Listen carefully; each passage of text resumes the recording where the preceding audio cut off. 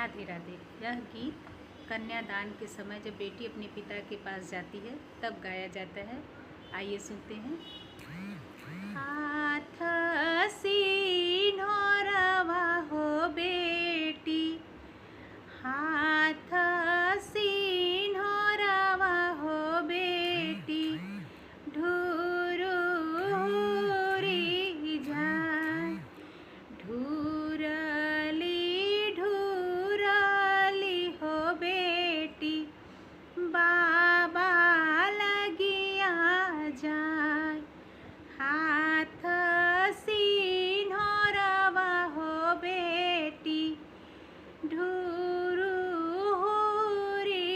जाए ढूरली ढूरली हो बेटी, बाबा गोदिया जाए।